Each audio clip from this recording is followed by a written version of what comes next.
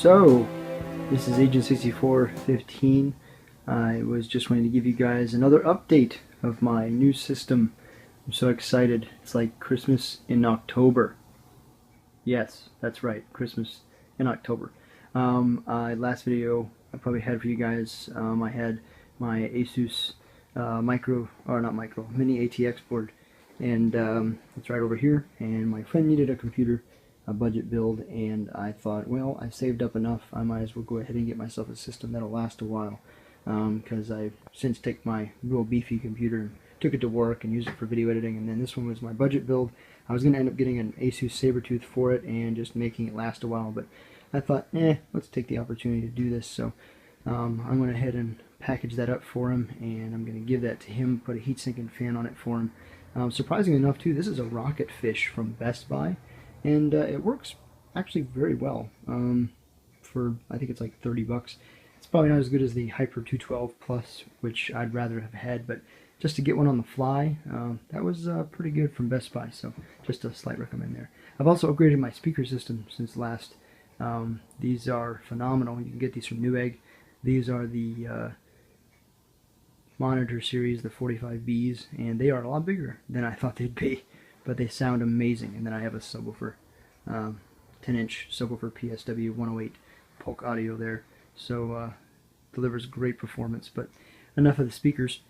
I went ahead and took my case apart yesterday in preparation for all the parts, cleaned everything out, and that way today I could do the fun stuff, which would be building. And I am super pumped, and cleaned off the case badges that I don't need. I decided this time to go with the Gigabyte UD3H motherboard, and I'm a fan of Asus big time, but because I now have a side panel window in my case, I wanted to get something, believe it or not, with a color scheme that went along with my blue, because I've got the blue keyboard, the Logitech G110 keyboard with my Naga, and they both, well, the keyboard can do all the colors, but blue is where I had it set at. And then I've got blue fans on my case, the 200 millimeters. So I went ahead and did that, and I like blue, so I wanted to keep blue, and Gigabyte had this motherboard. I wanted to get a little bit better one, but for the money, this is probably one of the best ones I could see. So this is the, as you can see, the Z87X UD3H, and I've heard some great things about this board, and I'm a little excited to get into their new UEFI, which I've never touched Gigabytes. I've only used Asus's, so I was very tempted to go with the budget, the new Republic of Gamers, the Asus Hero, I believe it is, and they're basically the lowest end of their Rampage high-end gaming boards. But because of the red color scheme, I thought, well, why not? This one seems to have a very good reputation, and it's durable, it'll last a long time. So I went ahead and decided to go with this motherboard, so I'm really excited. I also, by the way, decided to go with an Intel system this time. Haven't built Intel in a while, but definitely I think it's going to overall be better, because I think this is the first computer I'm going to build that's actually going to last a while. I know every PC builder says that, but I definitely want this one to last. Although I love to build, I have built quite a few in the last probably 3 years, and just kind of changing around computers and parts and all that stuff. So this one I built to last me for a little while, and if I need to upgrade the video card, I probably will.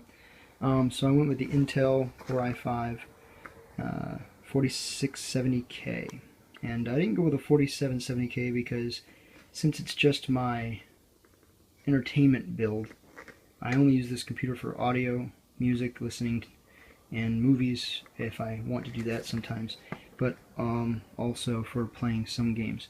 So it's an entertainment rig, and I didn't think I needed the 4770K yet, and seeing as the Intel i5 has scores, especially overclocked, that match the 6-core on the X79 boards, then I didn't think it was necessary. So, and I can get one in the future if I really feel that having the hyper-threading with 8 cores is fine. So anyway, the Vengeance memory is what I went with because of the color.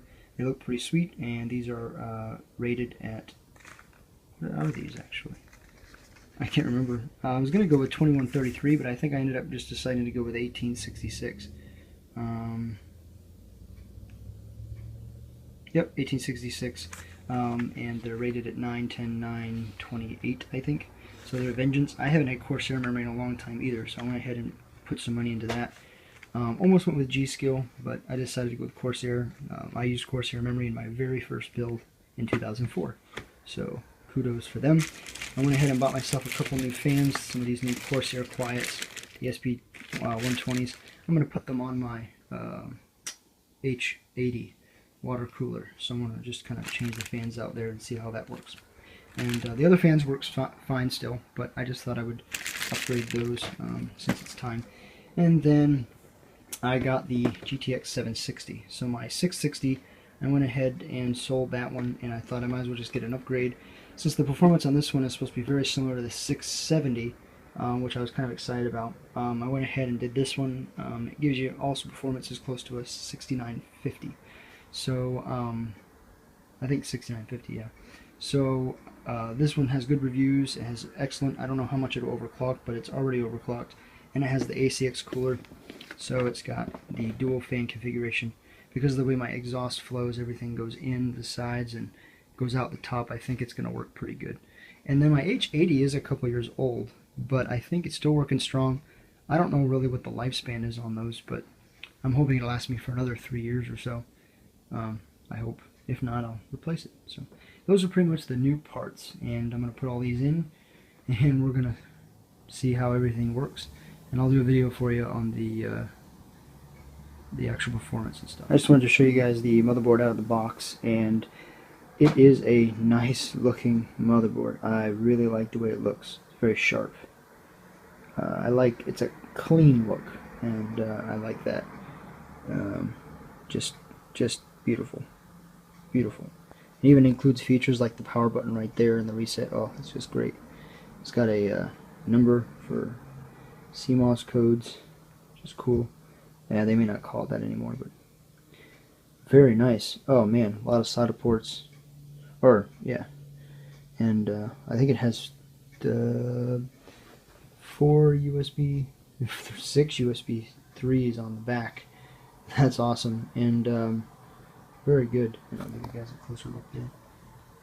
And I believe it even has the Intel Gigabyte network, and it looks like it has 2 eSATA as well as the HDMI and DisplayPort. I'm not going to use on the board, of course, and VGA and DVI, but that's for the onboard graphics, which I won't be using.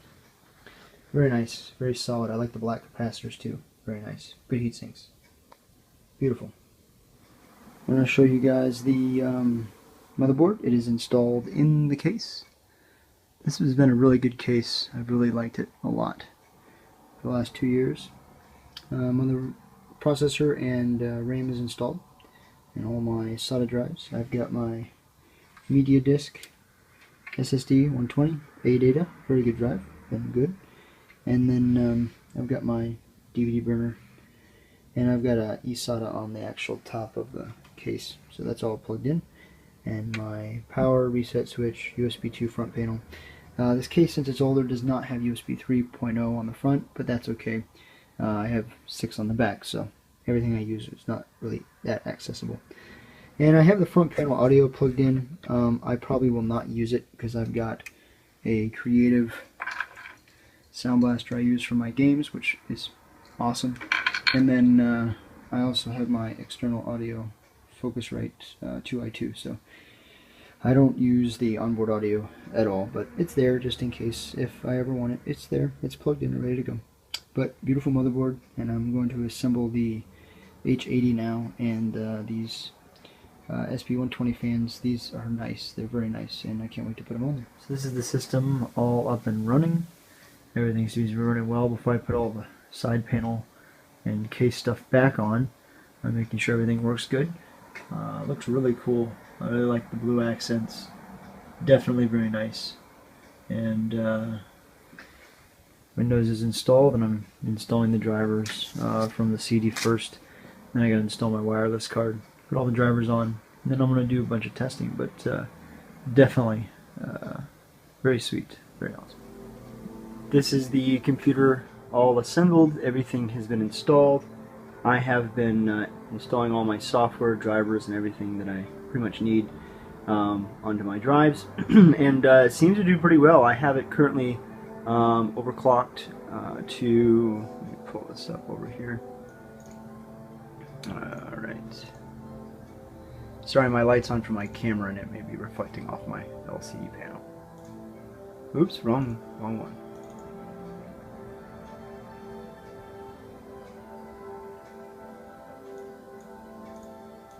So as you can see there, you've got it, and of course it's still got the power savings, which with the Haswell chip I'm actually happy about. I've always wanted to have that capability even when you're overclocking, to keep the energy savings. One, it saves the chip, of course, for a longer period of time, I think, and also just helps overall power efficiency. It also saves power on the motherboard, and it saves power everywhere else, less power, less wear and tear. So that is something I do like, and I like the fact that you can do that with a Haswell chip. I will say this, and at first I wasn't quite sure, but until I actually did it myself, I actually understood what they were talking about. Watching some YouTube videos from like JJ from Asus and Newegg videos, they were talking about how the Haswell chips aren't necessarily more sensitive to voltage necessarily, although it's a lower voltage than the previous generations. But they can actually take quite a bit of voltage, it seems. Let me turn this down. And they can take quite a bit of voltage, it seems, but you have to have the right cooling solution in order to do that.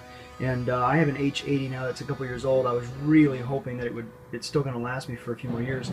I'm not sure what the lifespan is on a water cooler or a closed loop solution, but hopefully it'll last me a few more years.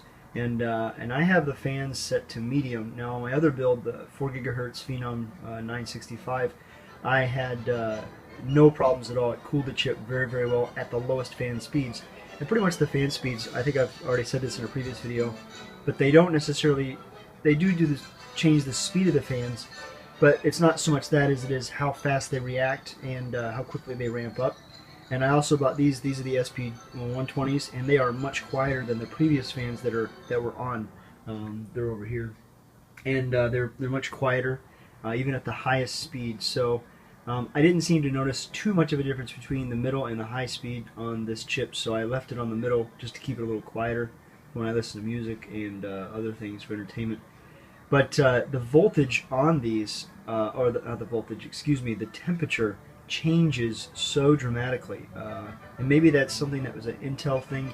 The last Intel chip I ever used and built with was the I think it was the Nailheim, so that's the first generation Core i5 and Core i7s, and they did fluctuate, but not quite as bad as this.